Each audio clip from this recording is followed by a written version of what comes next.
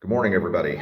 Eli Perry here, welcoming you to the very first episode of Video Free America.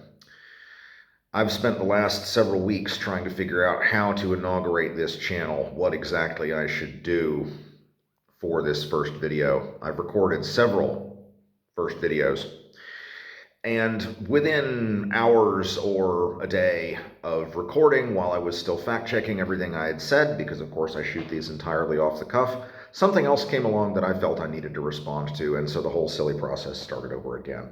I'm not going to bother with that this time, because over the last day or so, I've had a chance to sit down and chase down some things that I had heard about but had not yet had a chance to verify. I have verified them, so now I'm making this video. Before I go any further, I'm going to do something that I promised myself I would never do. I'm going to ask everyone who sees this, anyone who sees this video, please share it. You don't have to like it, you don't have to subscribe it, but share it. Share it on every platform you have. Because this one, folks, is important. My previous videos have been reactions to particular events, discrete events, or they have been broadly educational, fairly academic things on how propaganda works. We're not going to talk about that today. Today we're going to talk about the Secretary of Health and Human Services, Robert F. Kennedy Jr., aka Bobby Brainworms, aka the eighth wonder of the world, the only Kennedy with a hole in their head whose cause is known to be natural. We're going to talk about people with autism spectrum disorder. We're going to talk about people with attention deficit hyperactivity disorder. We're going to talk about black kids, and we're going to talk about work farms. See, for a while now, for at least the last 6 to 8 months, Robert F. Kennedy Jr., who has been on a anti-vaccination, anti-GMO, conspiracy-fueled witch hunt for much of the last 10 years, and picking fights with essentially every establishment scientist or doctor or researcher that he can find, has been talking about the necessity to open a large network of training workshops and organic farms around the United States for the purposes of detoxing people who are addicted to drugs or who have behavioral problems which he believes are caused by toxic additives in food.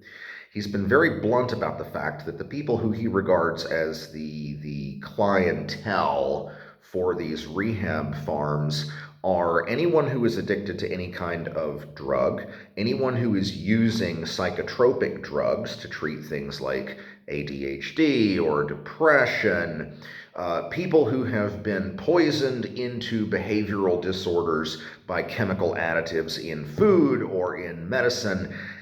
Basically anyone whom he regards as having been damaged by Red 40, thimerosal, the Tdap vaccine, cell phone screens, you name it. Now, bear in mind, this person is a recovering heroin addict who was on the horse for a couple of decades at least, a prolific sex addict, a sex pest, and confesses to having a hole in his brain caused by a worm which he ingested after eating undercooked roadkill. And this is the Secretary of Health and Human Services for the United States of America talking about how to fix other people's mental issues by having them learn basic trade skills and get good, honest exercise in the fresh air and sunshine, growing organic food. Now, when this first came up about 6-8 months ago, he was fairly clear about the fact that he did not envisage this as being a place where people were sent against their will, except, of course, that he was talking a lot about kids, and he used the word reparent a number of times. And of course, kids minors cannot legally give or withhold consent for things like medical treatment or being sent to concentration camps in the middle of nowhere. The troubled teen rehab camp and conversion therapy industries are ample case in point of that. But then things started getting a little weirder. Shortly after the inauguration, Kennedy gave a speech at which he talked about the fact that, as everyone knows, black kids are enormously more disruptive and more violent in the schools, and we have to find out why this is. And it turns out that damn near all of them are on some kind of psychotropic medication. And that sort of thing just leads to violence and misbehavior and disruption. So these kids are going to have to be reparented. They're going to have to get into an environment where they're not being forcibly medicated in this way. Yeah, folks, he's talking about reparenting people on work farms, and then he's talking about reparenting all the black kids in the country. Because, as everyone knows, black kids are more violent and disruptive than white kids, and apparently this is because they're all on Adderall? Is this starting to sound kind of funny to you? Are you starting to catch a whiff of brimstone or maybe a whiff of grape about this? Because I sure am. And then, about a month ago, from what I can tell, he started back in on the autism thing. Now, Kennedy is a long-term proponent of the idea that autism spectrum disorder and possibly other disorders which are frequently comorbid with autism spectrum disorder, such as ADHD and bipolar disorder, are not genetic, that they are caused by vaccines or ingredients in vaccines, that they are potentially caused or exacerbated by chemical additives in certain foods, particularly dyes and preservatives. He's somewhat bolstered there by the fact that red dye number 40 has been shown in controlled, double-blind, properly designed scientific studies to exacerbate hyperactivity in children. I've observed this myself when my kids, who live in the European Union, ate some candy with red number 40 in it on a visit to the United States last autumn. That's real. But over the last couple of weeks, his language in regards to autism spectrum disorder and what it looks like and how prevalent it is and the damage that it can cause has become quite extreme. He is talking about people with autism spectrum disorder in such a way that it is clear that his vision of a person with autism is of the most profoundly affected cases. The people who are nonverbal, the people who are only partially mobile, the people who are not toilet trained and can never live independently. And let's be clear, those cases do exist. And autism at that level of severity is incredibly disruptive and expensive and sometimes even destructive to the families of the sufferer. But these are the minority of autism cases, right? But in his mind, that's what autism looks like. And over the last few days to couple of weeks, he has started talking about using information collected by Musk's myrmidons at Doge, which, remember, includes a couple of known criminals, identity thieves, people of that sort, to create a national registry of people with autism. Now, he talks about the need to do this as a way to conduct epidemiological studies to determine a cause and possibly a cure or prevention for autism spectrum disorder. Leaving aside the eugenic implications of that, the fact is he clearly regards people with autism as mentally incompetent. So now he's going to build a list of people he regards as mentally incompetent. And we've seen that this government, this regime, is perfectly willing to forego due process when it suits them. Now, a declaration of mental incompetence to manage one's own affairs in previous regimes was something that was handled through due process, a hearing in front of a judge with lawyers and advocates present and the ability to present evidence. Its findings could be challenged. But the Trump regime has shown very clearly that they have no interest in due process and they will ignore it or violate it when and as it suits them. So we have a regime which now has a list of people that one of its most powerful members considers to be mentally incompetent. Those people can then be declared incompetent. An incompetent person under U.S. law is legally a ward of their parents or of their conservator or of the state. They are legally, effectively, a child. They cannot possess a firearm. They cannot register to vote. They cannot have a driver's license. They cannot manage their own finances. They cannot have a passport.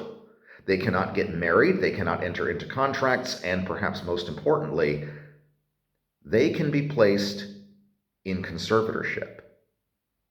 That means that they are no longer the person making decisions about their medical care or about whether they go to work on a rehabilitation farm.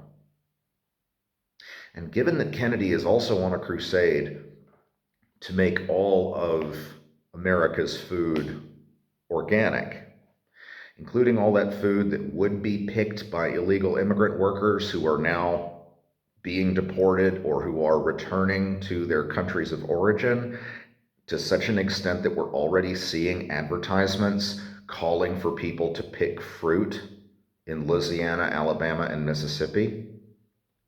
All right?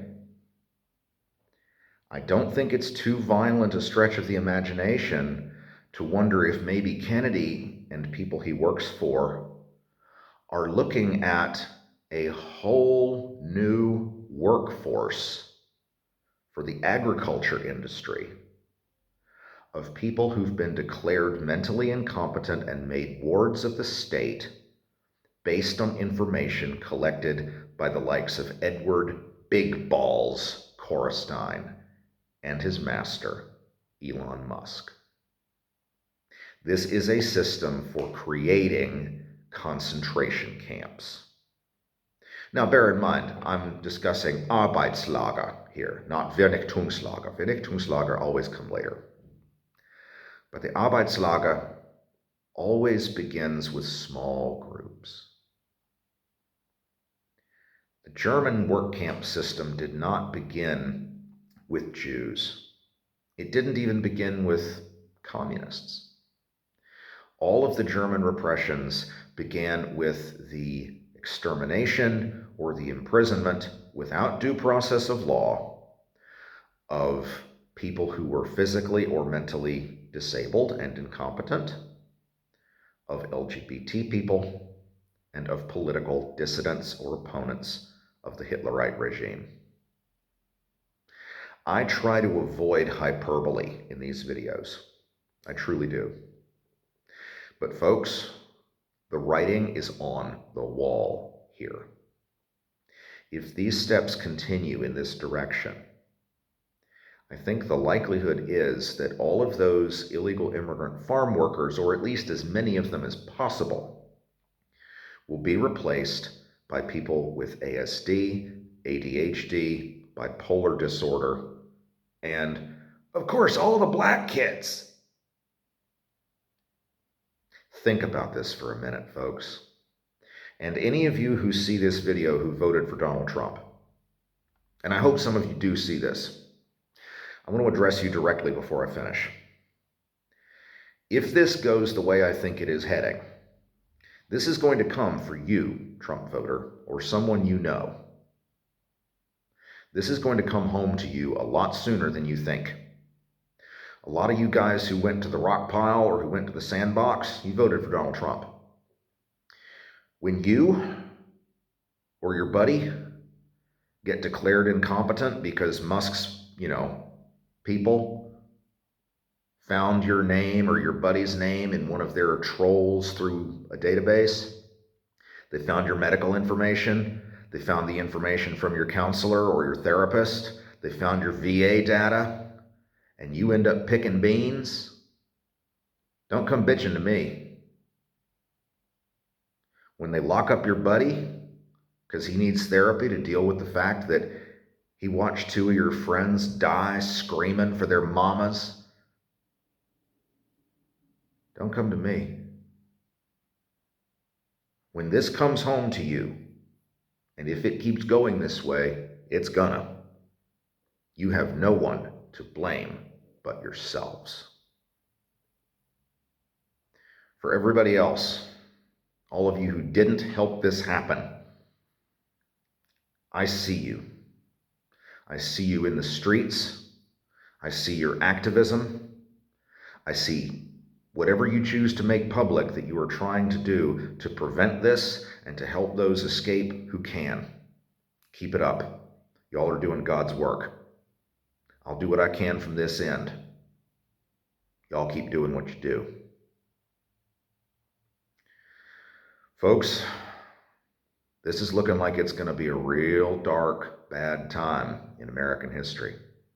And when it's over, there will be a reckoning. There will be a reckoning of who did what, to whom, and how. People, you still have a chance to be on the right side of history. I'm begging you. Take it. Take it before it's too late. Before this comes for you, or your buddy, or your child. This has been Eli Perry for the first edition of Video Free America. Signing off.